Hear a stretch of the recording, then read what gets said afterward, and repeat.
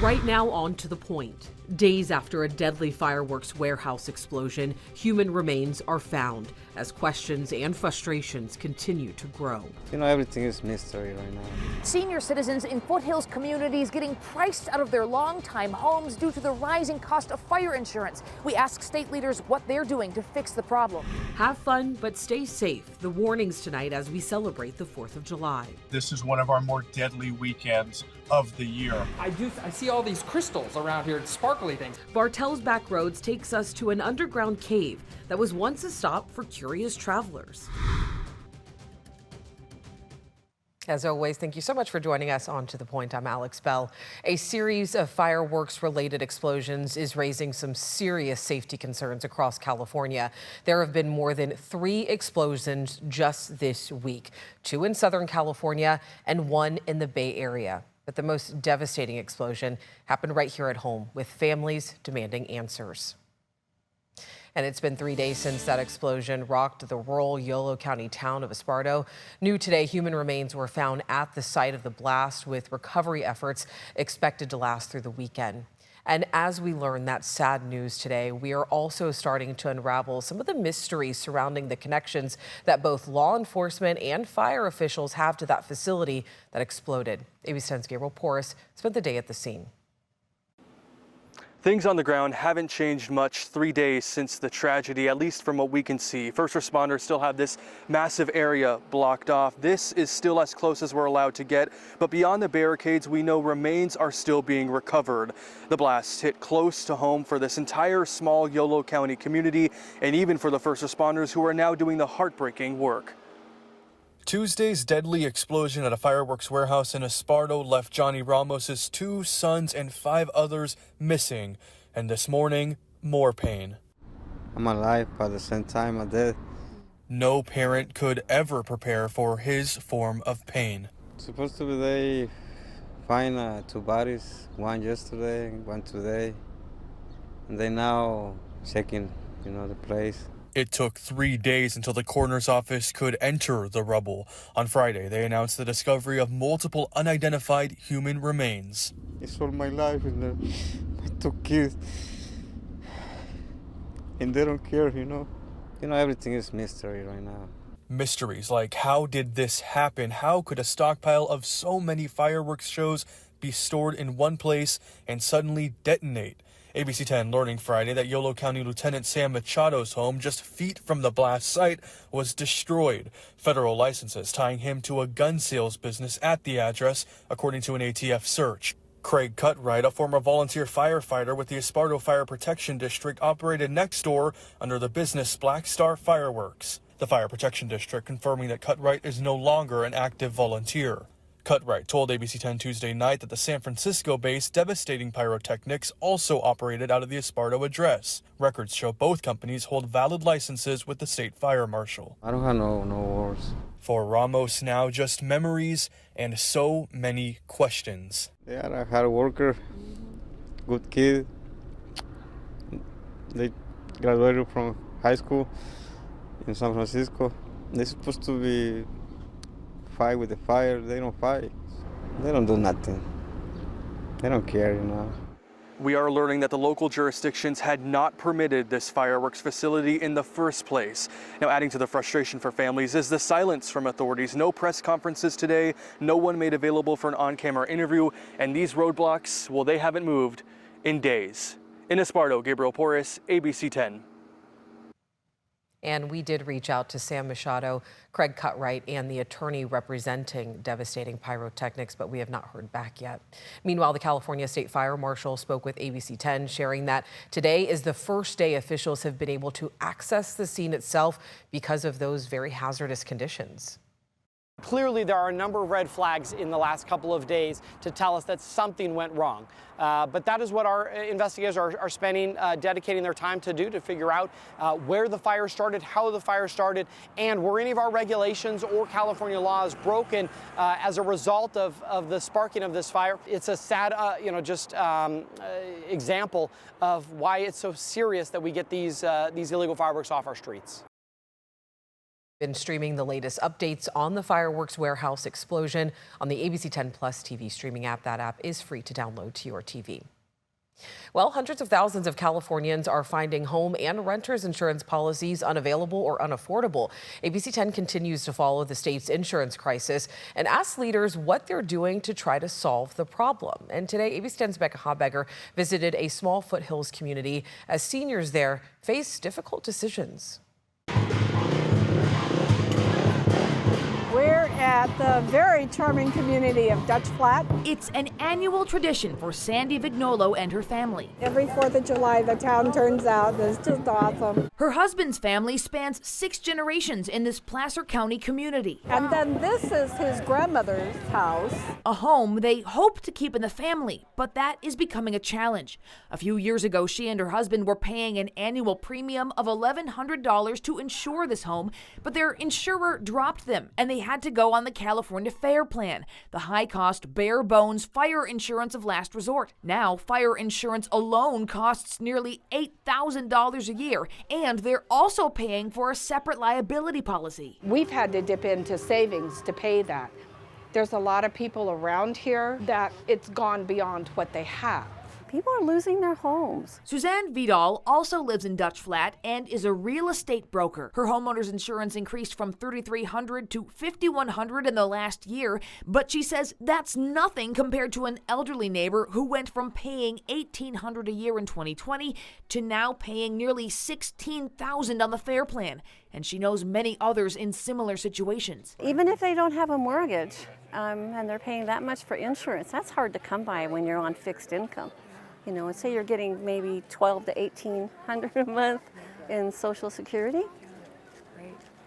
There's no way you can do it. I reached out to the California Department of Insurance to ask what they're doing to help people in Dutch Flat and other communities like this. California is at an insurance crossroad. California Insurance Commissioner Ricardo Lara rolled out his sustainable insurance strategy last year. He told state lawmakers Wednesday key provisions of the reforms will finally be going into effect weeks from now. Definitely by no later than the end of this year, starting of next year, you'll start seeing more correction in the market. They told us this in my industry a year ago, that this year was going to be totally different. The first of the year, a lot of these companies were going to come back into our market with insurance available at reasonable or sensible prices. And now it's maybe next year. And they need to step up now, not down the road, not saying we're trying to help. They say older folks on fixed incomes can't hold out much longer. In Dutch Flat, Becca Habegger, ABC 10. The To The Point team spent months investigating the home insurance crisis, hearing from homeowners, lawmakers, and the insurance commissioner himself. You can stream the special investigation right now on the ABC 10 Plus TV streaming app. Well, the holiday weekend is here, and that means that law enforcement will be out looking for distracted drivers. Please don't be one of them, because according to Mothers Against Drunk Drivers, every day 37 people are killed in drunk driving crashes across our nation. California Highway Patrol is also launching their maximum enforcement period.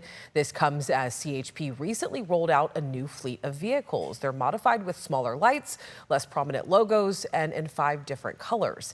CHP says this will give them an advantage by being able to blend into traffic and to crack down on what the CHP calls video game style driving on highways.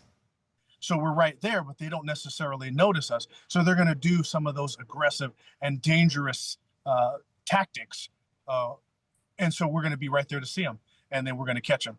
And you're going over 100 plus, and it's reckless, we're going to impound your vehicle. The maximum enforcement period lasts through midnight on Monday. Still ahead, President Trump is celebrating the 4th of July today with the passage and signing of his tax cut and spending plan.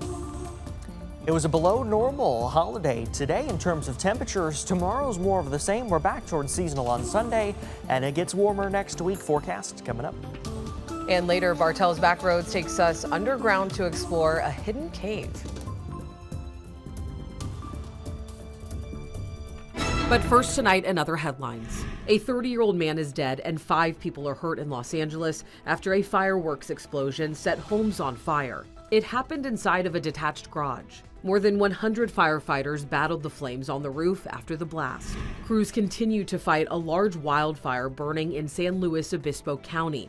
The Madre fire started Wednesday afternoon and quickly spread to more than 70,000 acres, making it the state's largest wildfire so far this year. And Russia hit Ukraine overnight with the biggest missile and drone attack of the war, launching a record number of drones at Kyiv. This happened just hours after President Donald Trump spoke with Russian President Vladimir Putin, urging him to end the conflict.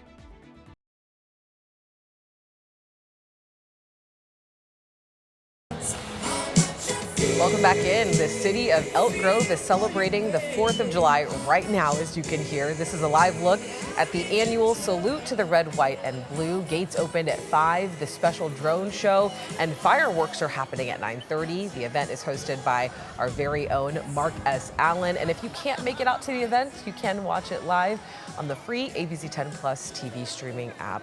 I want to get over to meteorologist Brendan Minchef because Brendan, whole different picture than last year. 106 last year, a lot cooler this year for the holiday, right? Oh yeah, a lot cooler this year. A whole 20 degrees cooler. It was 86 today in Sacramento, 89 in Stockton, 89 Modesto, 70s and 80s in the foothills, and 70 in the high country. Yeah, there you see the number. July 4th, 2024 was 106 degrees in Sacramento. This year, it was 86. That's the coolest 4th of July since 2022. Temperatures at the moment, 80 in Sacramento, 81 Stockton, 83 Modesto, 70s in the foothills, already 66 up in South Lake Tahoe, and we've got a strong Delta breeze, sustained winds 15 to almost 30 miles per hour across the valley and Delta. Looking towards Sutter Health Park, 80 degrees right now, winds 15 miles per hour to the southwest. If you're headed to the A's and Giants game, maybe a light jacket if you plan on staying all the way through the fireworks show, because we're going to be in the mid 60s towards the end of the game. Starting off Saturday morning in the low to mid 50s, cool and breezy. Tomorrow afternoon, a smidge warmer, upper 80s and low 90s, but still cooler than normal for the time of year. The pattern is changing though as we head into next week. High pressure begins to build in after the holiday weekend. That's going to send our temperatures climbing back above 100 degrees. High heat possible Thursday and Friday, but that is still several days away. The fantastic news is it was nice today. It'll be nice tomorrow and nice Sunday as well, Alex. All right, well, enjoy it. Thanks, Brendan. All right, right after the break, President Trump is celebrating a win on this 4th of July with passing of his spending bill, but the fight in Congress is far from over. And an urgent search is underway for dozens of children missing after deadly flooding devastates a Texas community.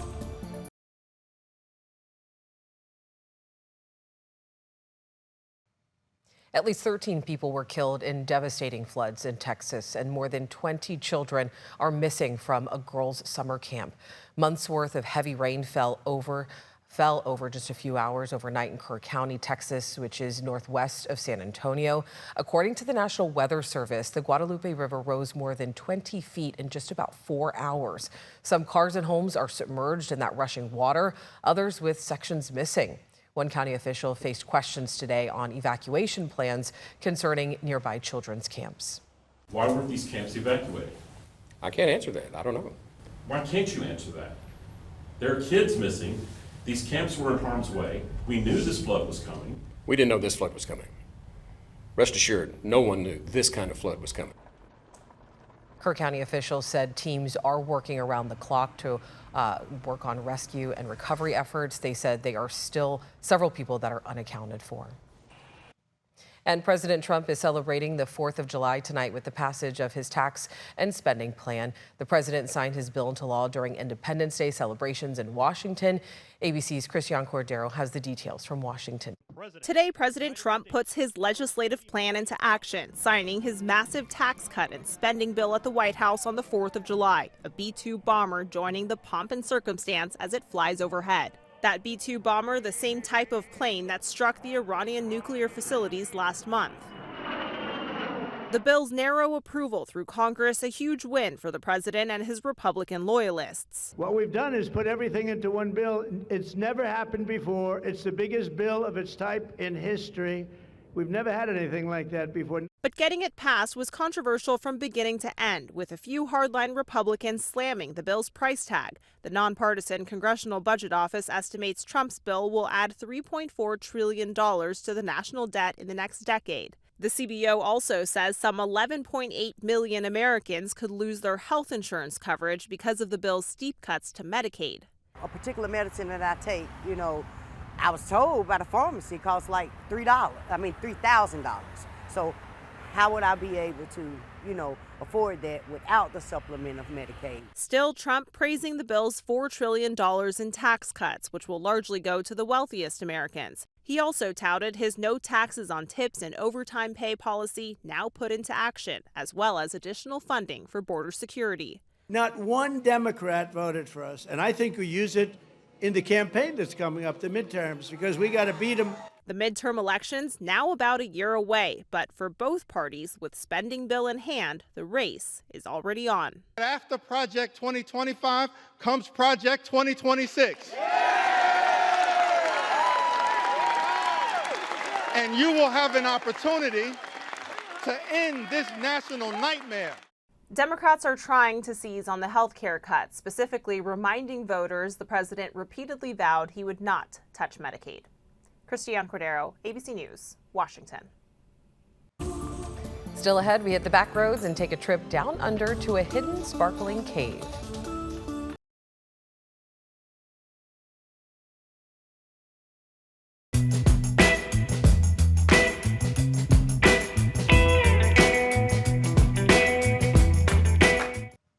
Well, you never know what you'll see on the back roads, and right now, John Bartel is taking us to Kings Canyon National Park to explore Boyden Cavern.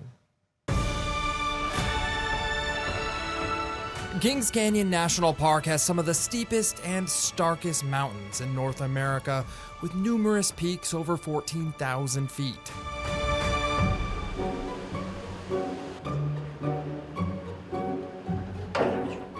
But tucked away in the steep marble walls of the canyons is a hole in the mountain called Boyden Cavern. So who discovered this cave? His name was Putnam Boyden. Is definitely not the first one to discover it, but the first one credited with it. Took out a mining claim in 1907. Mariah Zuniga is a cave naturalist and tour guide and says though Boyden Cavern is covered in sparkling minerals, Putnam Boyden wasn't actually looking to mine them. But I see all these crystals around here, sparkly things. Aren't those like diamonds or something? Those are calcite, and they're not, I guess they are technically mineable, but he more so was looking to preserve the cave. Not only did Putnam protect the cave, he turned it into his home. And to make a little money on the side, Putnam would give candlelight tours of the place to curious travelers. For 10 years, from 1907 to 1917. 10 years? 10 years. Even through the winter? Yeah, so that's the thing, is like the cave is a constant 55, so in the winter it would have been a place to stay alive. Today, modern lighting helps tourists navigate through the 750-foot-long cave, which winds through marble halls, narrow chambers, and even a small underground stream. Rain hits the top of the cave, essentially wakes its way through, picking up carbon dioxide from plants and animals, creating an acid, and then once it opens to the oxygen of the cave, it creates calcite, which is the mineral all the formations are made of. Mineral formations can be found all over the cave, many of which have been given some pretty odd names. Take, for example, Mother Nature's wedding cake, a multi-tiered flowstone formation, and the Upside Down City, a ceiling filled with small stalactites. However, my favorite formation is cave bacon. So that red spot, that's like the darker meat of the bacon, is iron, and then the lighter part is calcite, that calcite deposit that we're looking at. What does the bacon taste like? Is it any good? I have not tasted it. Water helped form the cave, and water is a big part of the tour. It's a good thing we wore sandals, otherwise you'd have wet socks the whole way home. Visitors have the choice of two different cave trails, either the much drier paved trail or the soggy wild cave trail. You really gotta duck and dodge down here. And along with wet shoes, you may even encounter some cave wildlife. That is a big spider. Beyond its geological significance, Boyden Cavern serves as a reminder to the delicate balance between natural preservation and public access. Thanks to Putnam Boyden, ongoing conservation efforts ensure that tours are conducted responsibly to minimize human impact. From Boyden Cavern, I'm John Bartel. Hope to see you on the back roads. And to find more Bartel's Backroads destinations on the ABC 10 Plus TV streaming app, they are under the Shows tab. Just scroll down to Travel, Bartel's Backroads, and that app is free to download straight to your TV. As always, thank you so much for watching and for always inviting us into your home. If you have something that you think me and the team should be looking into, you can always reach out to us at tothepoint@abc10.com. Before we go, I just want to say I hope you're having fun out there today, enjoying your time with your family, but please, please, please be safe. We want everyone to use those safe and sane fireworks, but we do hope you enjoy yourself tonight. I know I can't wait to see the fireworks. So if you have any great pictures, please share them with our team. We'd love to see them. Have a great weekend. We'll see you right back here on Monday.